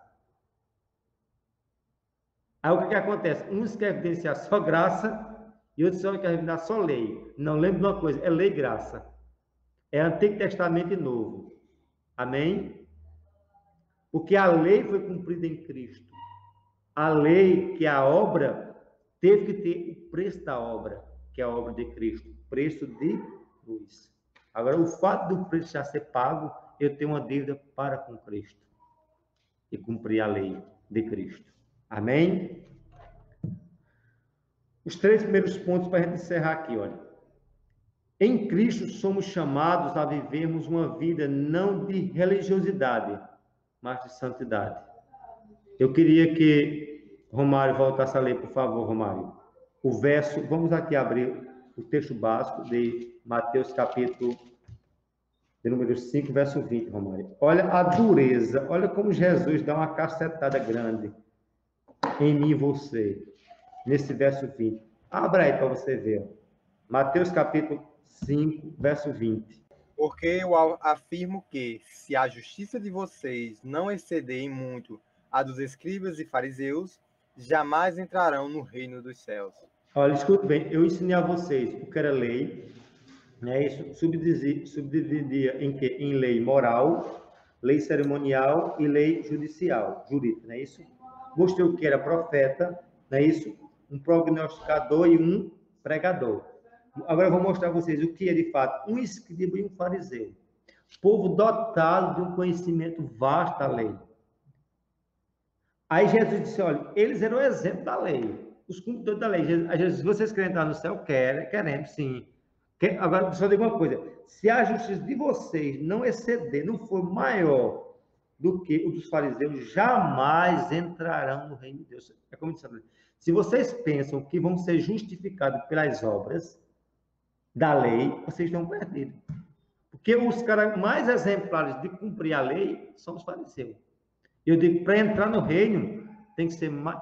Aí alguém acha assim, nós não vivemos mais na lei, agora banda voou. Jesus, no lugar de afrouxar a lei, ele endureceu muito mais a lei. Sabia disso? Na lei, olha, se você adulterar com uma mulher, está condenado. Você, olha, se você olhar ilicitamente no coração, já o quê? Pecou. Ele trabalhou muito mais duro a lei da graça do que a lei mosaica. Isso mostra, meus irmãos, quando ele diz, olha, se a justiça de vocês não exceder, não ultrapassar a dos escribas e fariseus, jamais entrarão no reino dos céus. Isso mostra que a responsabilidade de nós como cristãos é muito mais difícil, muito mais profunda do que foi lá fora, no Antigo Testamento. Nós estamos vendo agora sem responsabilidade. Você que está imaginando. Porque crente tem responsabilidade sim, e como tem. Amém? Por que iremos ser salvos? Porque nossa justiça não é baseada em nós mesmos, é justificada no ato de Cristo Jesus. Amém? Prossigamos, olha. O que era um escriba? Autoridade da lei, copistas, altamente preparados, suas vidas eram voltadas para a lei. O que era a palavra escriba? Vem da palavra escrita, né? O que era de fato? Eram os copiadores, para a gente, os digitadores. Alguém que pegava o texto sagrado e ia redigindo lá, ia copiando. O que era um fariseu? O fariseu, a palavra fariseu significa separatista, pessoa piedosa, religiosamente falando. Ou seja, o que era um fariseu? Era o suprassumo da religiosidade judaica. Existiam os saduceus, existiam os zelotes, né, que era um grupo mais político, e existiam os saduceus, que Paulo era oriundo dos saduceus. E o que é que eles olham? Vocês não pensem, os fariseus, que são o suprassumo da lei, e os escribas que escrevem a lei, se vocês não forem mais justos que esse povo, jamais entrarão no reino de Deus. Ou seja, mostra que há uma responsabilidade muito grande minha e sua de viver uma vida em santidade. E essa santidade tem que ser baseado na justificação em Cristo. Não dizer que eu sou bom, não dizer que você presta, não. Quem bom e perfeito é Cristo. Agora ele requer de mim, de você, responsabilidade. Amém? Irmãos, por fim, antes da conclusão, eu queria que a gente pensasse aqui, olha, o combate de Jesus em relação à prática dos fariseus. Vamos dizer aqui, Jesus em nenhum momento, como eu disse a vocês, combateu lei, ele combateu o farisaísmo. Vamos ver isso? Mateus capítulo 23, verso 1 e 36. Vamos lá, Mateus 23. Olha o que diz, olha, então Jesus falou à multidão e aos seus discípulos, na cadeira de Moisés, se sentaram os escribas e fariseus, portanto, façam e observe tudo o que eles disserem a vocês, mas não os imitem em suas obras, porque dizem e não fazem. O que eu quero destacar aqui, olha, destaca aí, na minha tradução, dizem e não fazem.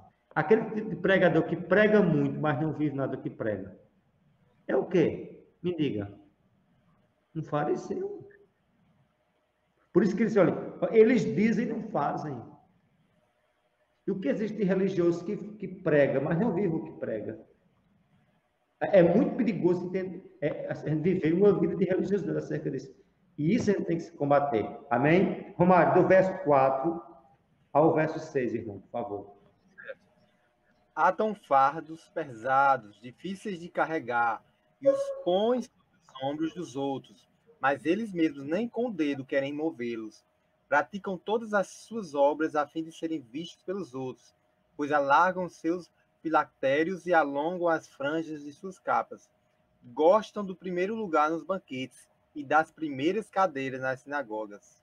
Só um minuto aqui. São um povo de gostar de holofotes.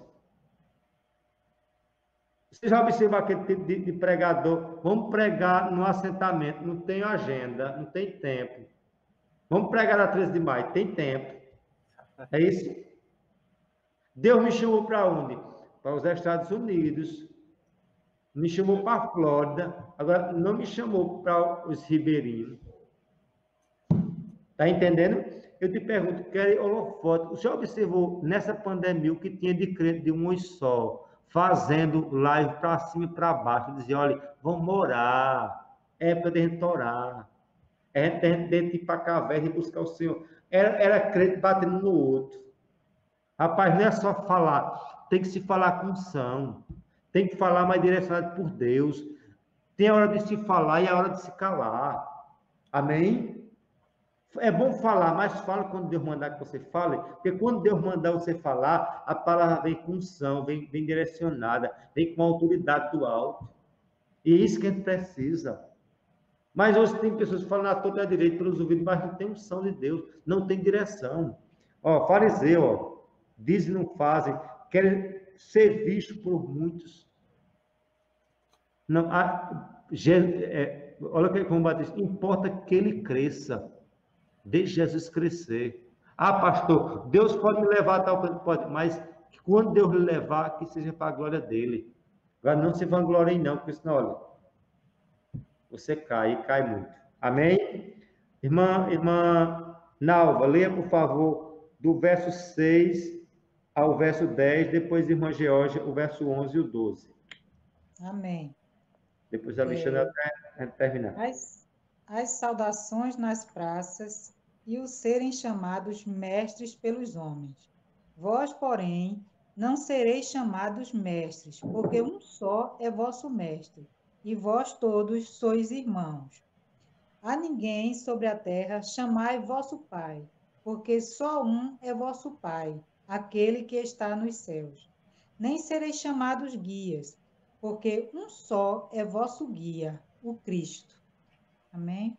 Amém. Observe bem, obrigado, irmão.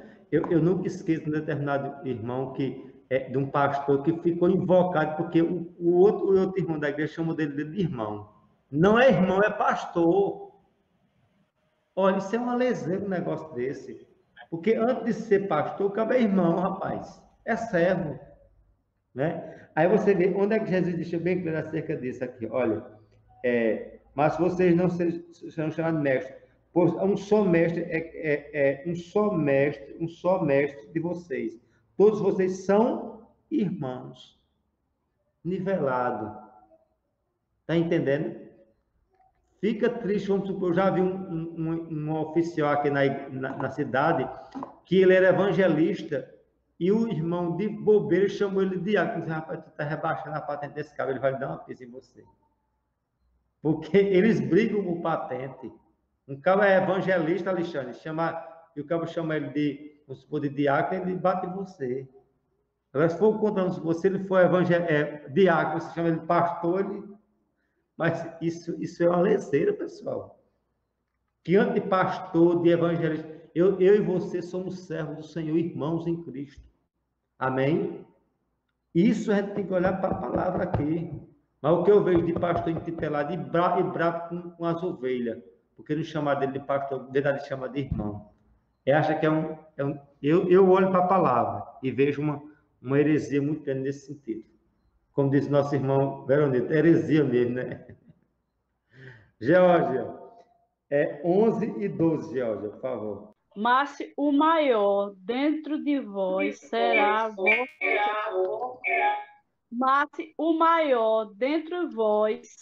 o vosso servo. Quem a si mesmo se exalta será humilhado, e quem a si mesmo humilhar será exaltado. Eu acho que a gente precisa botar isso na testa todo dia, né? Para lembrar isso. A gente tem que ser o maior entre vós será o quê? O servo de todos. Quem se exaltar será o quê? Humilhado. Quem se humilhar será exaltado, meu irmão. Quer ser pastor, vai ser servo de todos, para servir. Não, eu vou ser pastor, eu não posso pegar mais, vamos supor, numa colher de pedreiro. Eu quero ser pastor, eu não posso servir mais um copo d'água. Diácono, por favor, venha cá. Não, meu irmão. Eu estou para ser servido e para servir. E Jesus disse, obrigado, não vim, né? Ele como Senhor disse o quê? Não vim o quê? Para ser servido, eu vim para servir. Lembra no lava-pés, ninguém queria servir. E hoje não é diferente, né? O cara só quer ser babado. Não, a gente tem que se voltar à palavra. O caminho é a humildade diante de Deus. Amém? Alexandre, verso 12... Verso 13, Alexandre, ao 16, meu irmão. Para a gente correr contra o tempo. Mas ai de vós, escribas e fariseus, hipócritas, pois que fechais aos homens o reino dos céus, e nem vós entrais, nem deixais entrar aos que estão entrando. Ai de vós, escribas e fariseus hipócritas, pois que devorais as casas das viúvas, sob pretexto de prolongadas orações. Por isso sofrereis mais rigoroso juízo. Só um minuto, ai de vós, hipócritas e fariseus. Só um minuto aqui. Olha a dureza aqui. Por isso que eu digo a você, ao muito será dado, não será cobrado. Olha o que diz o verso 14, parte B. Sofrerão juízo muito mais severo. Se o cabo conhece a lei, mais lei será o quê? Cobrado. Olha, o fariseu, ele vai ser muito mais julgado com mais severidade do que o outro que não conhece. Eu, como pastor, serei muito mais julgado, tá entendendo? Em conhecimento do que vocês. É assim, quanto mais você conhece, mais responsabilidade você tem. Essa é a verdade. Ou seja, vocês lembram da questão do galardão? No céu vai ter galardão proporcional. No inferno também vai ter maldição e condenação proporcional. Uns vão ser mais espetados, mais, como diz não tem a ideia, né? Não tem as ideias dos caldeirão, as ideias lúdicas, né? Que tem lá, esse negócio do diabo. Mas vai ter vai ter uma dor a mais. Pode ter certeza disso. Porque Deus trabalha com proporção e injustiça. O fariseu, ó, ele está perdido. Por isso que eu quero pedir a misericórdia dia e noite, dia e noite, dia e noite. Para continuar sendo certo. E não botando coisa na cabeça, achando que eu sou alguma coisa, nem vocês, nem ninguém. Amém? Pode prosseguir, Alexandre. Vamos lá. É o 15, né? É o 15. Ai, escribas e fariseus, hipócritas, pois que percorreis o mar e a terra para fazer o prosélito. E depois de ter feito, fazes filhos do inferno 2 vezes mais do que vós. Só um minuto aqui. Ai de vós. Só um minuto. Olha, quando ele diz assim, olha, vocês andam céu e terra para arrumar um prosélito. O prosélito é um seguidor. Depois que vocês conseguem, vocês tornam ele mais ruim do que vocês. Já observou um pastor ruim? O que é que faz de ovelha? A ovelha é mais ruim que o pastor. Aquele que aprende divindade com ele, parece que ela vai duplicando. É com os fariseus aqui, ó. E se vocês correm o céu e a terra por um seguidor, quando consegue, torna mais ruim que vocês. É isso que Jesus está dizendo acerca deles. E o que a gente vê em muitos rebanhos, né? Ai de vós, guias cegos, que dizeis, quem jurar pelo santuário, isso é nada. Mas se alguém jurar pelo ouro do santuário, fica obrigado pelo que jurou. Insensatos e cegos, pois qual é maior, o ouro ou o santuário que santifica o ouro? E dizeis, quem jurar pelo altar, isso é nada. Quem, porém, jurar pela oferta que está sobre o altar, fica obrigado pelo que jurou. Cegos, pois qual é maior, a oferta ou o altar que santifica a oferta? Portanto, quem jurar pelo altar, jura por ele e por tudo que sobre ele está. Quem jurar pelo santuário, jura por ele e por aquele que nele habita. E quem jurar pelo céu, jura pelo trono de Deus e por aquele que no trono está sentado. Ai de vós... Só um minuto aqui, Jobson. Só um minuto aqui, Jobson. Observe bem, depois tu prossegue. Está observando que eles davam mais importância à oferta do que ao altar? Será que hoje não tem muitos pastores que não querem saber da ovelha, mas o que a ovelha tem? Né? Quem é dizimista é o mais babado. Quem é o dizimista, oferta, tem um cargo.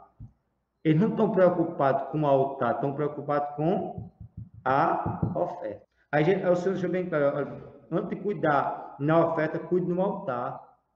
Porque o altar é lugar de santidade. Só que muitos pensam, ó, tá entendendo? No altar de Deus tem que subir, não é quem é dizimista, quem tem dinheiro, quem tem santidade, quem tem palavra, quem tem unção, quem tem direção de Deus. Isso tem que se prezar. É muito fácil você botar alguém para pregar, mas com quem? Como vai botar alguém? Tem que se pensar nisso, em santidade. Amém? O verso 23, pode prosseguir. Prossegue aí, pode prosseguir o seu, por favor. 23. Ai de vós, escribas e fariseus, hipócritas, porque dais o dízimo da hortelã, do endo e do cominho, e tendes negligenciado os preceitos mais importantes da lei, a justiça, a misericórdia e a fé. Devieis, porém, fazer estas coisas, sem omitir aquelas. Só um minuto aqui, viu? Observe bem aqui, olha.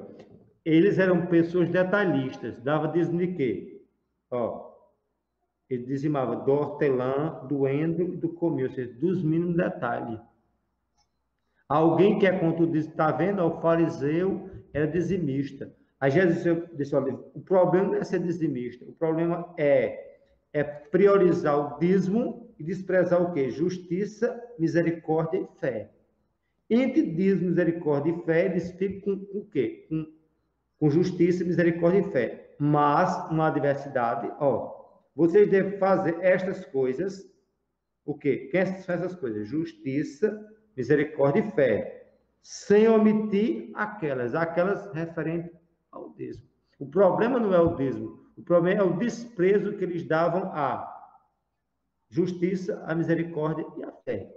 Não adianta ser dizimista sem viver uma vida de justiça, de fé e de misericórdia. Estão entendendo isso? É por aí que... Maria. Pode dizer, vá. Fala, Alexandre. O interessante do dizimista, ou da pessoa que dá o dízimo, e mais não vive a sua vida de acordo, é que tem muita gente que dá o dízimo, mas a promessa sobre as pessoas que abençoam a igreja, Deus, ele cumpre a promessa dele. Ele vai abençoar, vai abrir porta onde não existe tudinho, mas a salvação, ele não vai chegar até ela. Ele vai ter só a sua recompensa pelo que ele colocou no seu coração, mas a outra parte, que é a da salvação, ela não tem. Então, assim, eu já prestei muita atenção a pessoas que abençoam a igreja, até não é crente, né? E elas são abençoadas, mas ela não tem a maior bênção que é a salvação.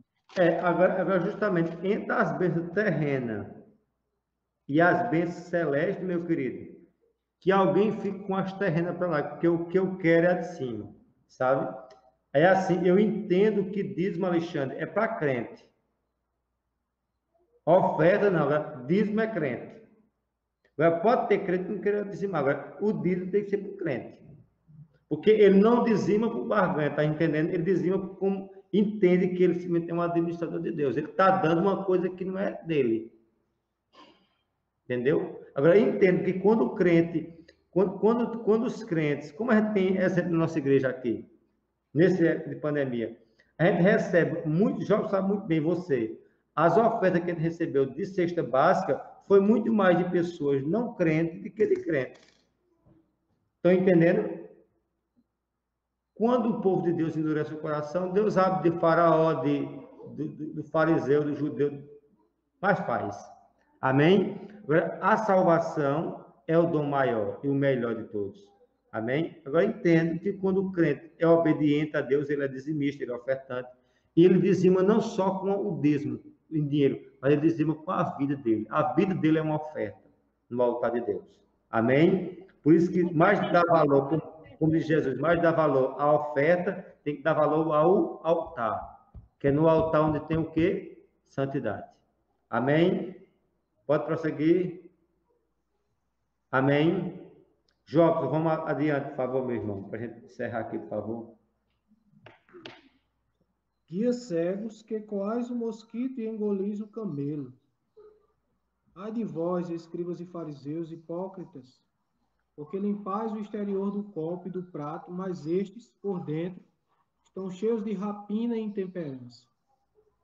Fariseu cego, limpa primeiro o interior do copo, para que também o seu exterior fique limpo.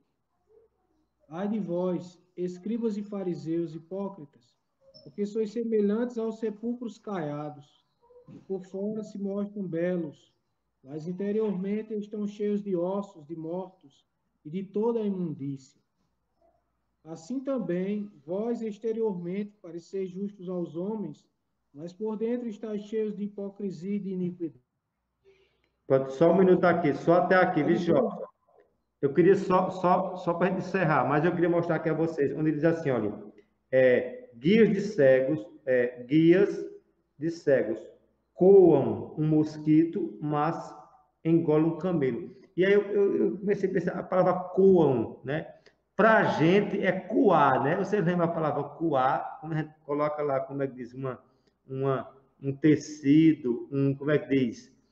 Uma peneira para coar, aí diz, ó, coam, no caso, para a gente é coam, mas é coam um mosquito. Eles peneiram o mosquito fica coado, o mosquito não passa, entretanto, eles engolem um camelo. Ou seja, uma coisa bem simples, eles fazem maior confusão. Mas o que é mais necessário, que é pecado, eles engolem, que é um camelo. Já observou? São bem detalhistas nas coisas primárias, mas depois o quê? Se desmantela. Tá entendendo? E aí, por fim, você vê que eles são semelhantes ao que o sepulcro caiado. Aparentemente bem bonito, mas por trás uma podridão. Isso é o religioso, meu irmão. Pessoas que parece ser salvo, mas tem cara de salvo, mas não é salvo. São religiosos, mas não crentes. Por fim, conclusão. Nós, na condição de cidadãos do reino de Deus, justificados em Cristo Jesus, somos chamados a viver uma vida de santidade, não meramente farisaico, que se baseia na religiosidade infrutífera. E que em tudo possamos resplandecer a luz de Cristo no mundo, a fim de que os homens glorifiquem a Deus por meio do nosso viver santo. Amém? Isso é o que eu tenho a dizer como lição primária. Deus abençoe vocês.